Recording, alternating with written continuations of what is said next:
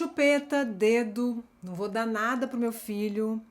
Queridas pessoas, eu tô aqui hoje para compartilhar um pouquinho do que eu sei como psicóloga, mas também como mãe. Porque hoje eu vou misturar as impressões sobre ter tido um filho que chupou chupeta e uma filha que chupou dedo. Deixa eu contar uma coisa interessante para vocês em relação a isso, que é em relação ao julgamento das pessoas. Chupeta lá em casa sempre foi muito na hora de dormir, então eu nunca senti um julgamento das pessoas em relação a isso. Era uma escolha que eu tinha feito e tá tudo bem. Tem muita gente que escolhe chupeta e ok. Agora, a minha filha que chupou dedo, gente, todo lugar que eu ia com ela, existia alguém que ou julgava ou falava algo sobre aquele dedo que ela estava chupando. Ai, que bonitinho, ela chupa dedo, fazia alguma colocação, ai, não pode chupar dedo, ai, não sei quem da minha família chupou dedo, eu já chupei dedo. Então, esse assunto foi um assunto que ficou muito nas nossas conversas, assim, até de elevador. A primeira coisa que a gente precisa organizar aqui, as pessoas que são meus pacientes de orientação de pais sabem, que a maternidade e a paternidade a gente controla até a página 2. Então, nem sempre o que você decide é o que vai acontecer com seu filho. Por mais que, ok, a chupeta você não comprou, e aí você gostaria que ele não tivesse acesso a nada, pode ser que ele chupe dedo e é isso que temos para hoje. E às vezes você se desespera e fala, ai, agora que ele está chupando o dedo eu vou oferecer a chupeta e ele não está nem aí para isso. E pode ser uma realidade da sua família precisar manejar esse comportamento em algum momento.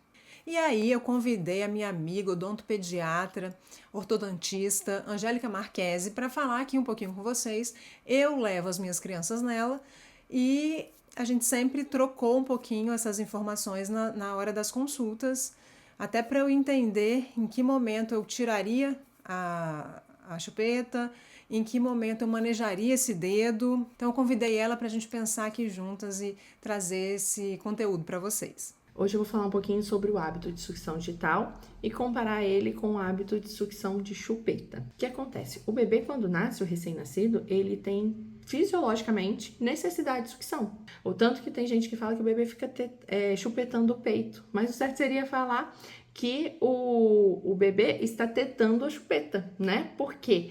Porque ele tem essa necessidade. Quando a gente lembrar que a gente era bicho, que a gente tinha mais livre demanda, a amamentação era ali o dia inteiro, o bebê ficava o dia inteiro no seio da mãe para poder se satisfazer não só a questão alimentar, quanto a questão de necessidade fisiológica, emocional, para ter aquele denguinho com a mãe, né? Até ele ir crescendo. E conforme ele vai crescendo, vai amadurecendo isso, ele tende a desapegar e diminuir essa sucção.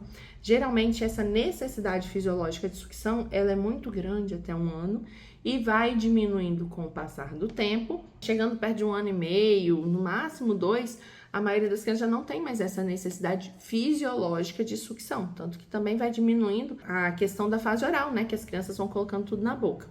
E daí onde que vem o dedo e de onde que vem a chupeta? Quais os malefícios, os benefícios? É uma conversa tão rotineira aqui no consultório, né?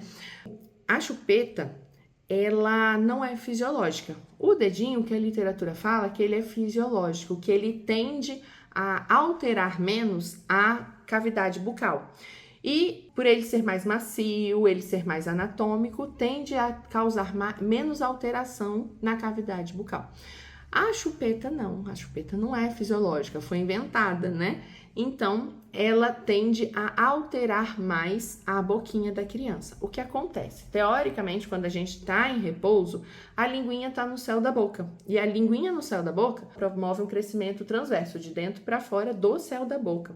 Se tem um dedinho, se tem uma chupeta, a tendência é que essa língua fique com postura mais baixa e daí quem faz a força é o músculo da bochecha, o bucinador de fora para dentro. Então, tende a contrair a parte superior da boquinha. E aí, a maxila, no caso. Quando contrai, os caninos, eles, na época de erupção, que ocorre perto de 1 ano e meio, por aí, eles tendem a nascer mais estreitos e pode provocar uma mordida de topo. E aí, a criança tende a cruzar a mordida, porque ela vai ficar batendo só nos canininhos e pode cruzar a mordida. A parte menos pior, digamos, da chupeta é que você consegue controlar o uso. Então, muitas vezes o bebê não fica em livre demanda com a chupeta, e aí isso também pode adiar um pouco essa alteração da cavidade bucal. O dedinho já fica em livre demanda, que você não consegue dosar, e é um hábito um pouco mais complicado para poder fazer a remoção. Então, o ideal é remover esses hábitos o quanto antes e o mais precocemente, para poder evitar que lá na frente ocorram alterações da cavidade bucal. Então, gente, se a gente for pensar na sucção do dedo, na sucção da chupeta, eles parecem comportamentos iguais, mas para a psicologia comportamental a gente entende eles de uma forma um pouquinho diferente. Por quê? E por que também que a chupeta é mais fácil de ser retirada? Justamente por esse entendimento diferente. Vamos pensar aqui que a chupeta você apresenta como um estímulo e aí a criança faz o comportamento de sucção e aí ela tem uma consequência que é reforçadora. Já o dedo, ele tá com a criança, então ele é um estímulo autoestimulatório. A criança descobre aquele estímulo e aí, ao chupar o dedo, ele tem aquela sensação, né? Também tem uma sensação no dedo. Então, assim, é um estímulo um pouquinho mais complexo. E quando a gente fala de autoestimulatório, dentro da psicologia comportamental, a gente sabe que são estímulos dos mais difíceis de manejar. Por quê? Porque a pessoa está sempre com ele. É o próprio corpo produzindo o reforçador. Ai, Bia, então para que tirar, né? Já que a criança descobriu. Gente, como vocês viram a dentista falando, o processo de sucção, ele é muito fisiológico no início e é um bebezinho que não tem uma variabilidade comportamental, que não faz muitas coisas, então faz sentido. Com o passar do tempo, o desenvolvimento, o bebê vai conseguindo afeto de outras formas, ele vai conseguindo se regular de outras formas também. Então ele vai aprendendo outras habilidades e aí essa sucção ela fica menos importante. Muitas pessoas às vezes têm dó, né, da criança. Mas olha só, se a criança está nesse processo de desenvolvimento, você está vendo que ele está dando conta de várias coisas, assim, a gente não precisa necessariamente ter dó, né? Porque ela vai encontrar ali um outro caminho para essa regulação, um outro caminho para essa troca do afeto. Então, tirar o dedo da chupeta vai contribuir também para aquele processo de maturidade, né, que é necessário para as crianças. Uma dica, gente, que eu dou é que a gente consiga fazer esse processo de manejo desses comportamentos antes da criança entrar completamente no mundo verbal. Isso não quer dizer que você não vai conversando com a criança, que não vai dando previsibilidade sobre os passos que você vai fazer, não é isso.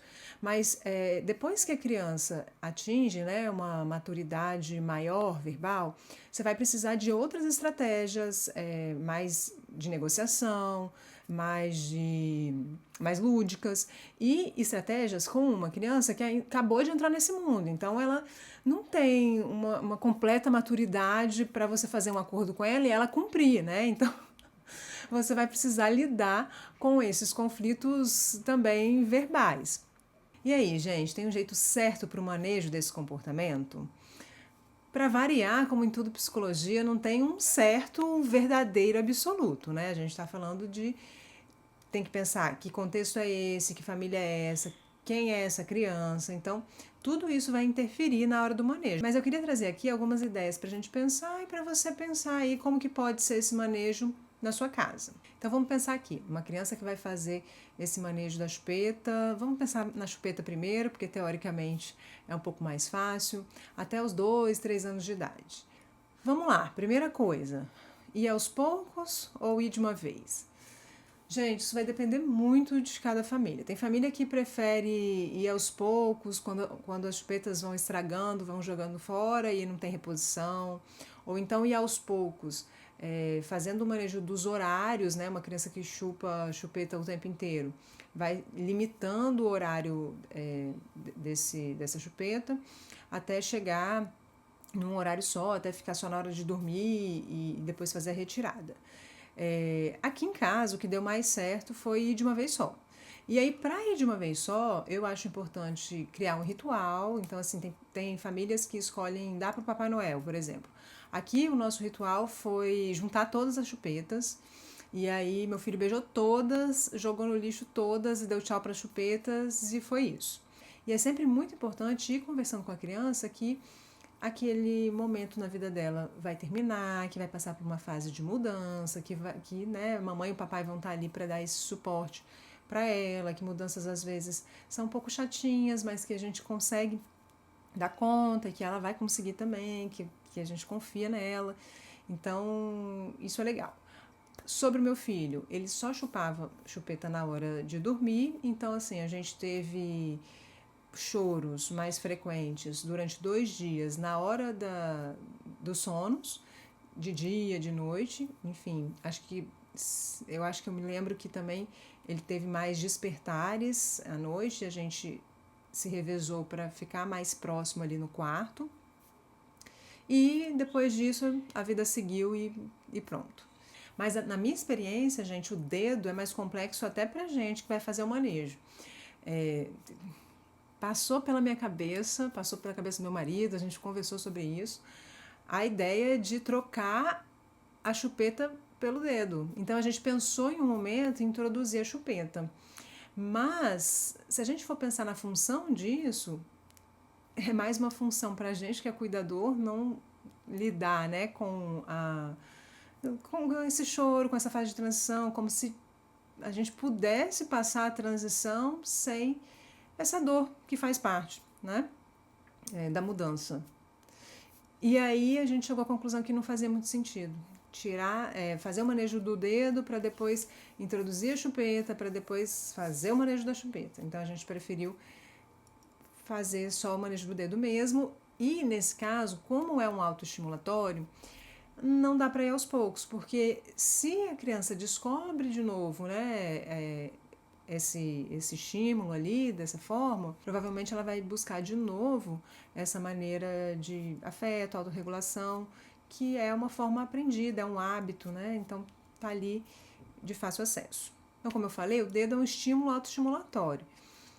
Para lidar com o estímulo autoestimulatório, gente, a gente não pode só fazer concorrência de estímulos. Porque se eu tenho um outro estímulo que eu apresento, que é super legal e tal, ele não vai estar ali o tempo inteiro, igual o autoestimulatório. Então, eu vou precisar fazer bloqueio. E aí a gente tem várias formas de fazer bloqueio. Tem dentista que coloca aquele aparelhinho para fazer o bloqueio, mas acho que precisa ser com crianças um pouquinho mais velhas. Aqui em casa, como que a gente fez? A minha filha, de tanto chupar dedo, machucou o dedinho.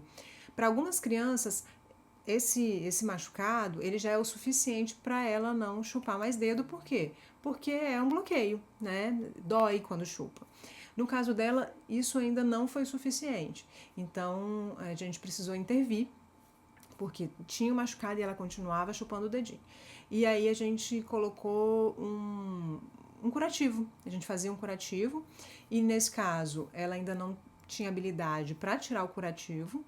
E aí, num primeiro momento, esse curativo ele ficava o tempo inteiro. Eu dava banho, trocava o curativo e depois, com o passar dos dias, a gente foi tirando o curativo em momentos que a gente estava atento, né? Assim, estava brincando com ela mais perto.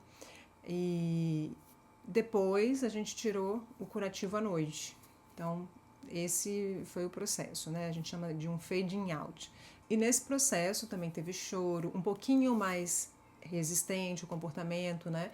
Um pouco mais persistente, como todo autoestimulatório deve ser. E aí a gente foi conversando, a gente, né, falava para ela, foi ficando ali disponível para a regulação dela e fomos caminhando e conseguimos fazer esse manejo do comportamento. E aí, gente, vocês gostaram dessas dicas? Gostaram que eu misturei um pouquinho meu lado psi com meu lado materno? Bom, espero que tenha sido dicas úteis e que vocês possam enviar para quem estiver precisando de saber desse conteúdo. E curta, compartilhe, deixa aí o comentário de vocês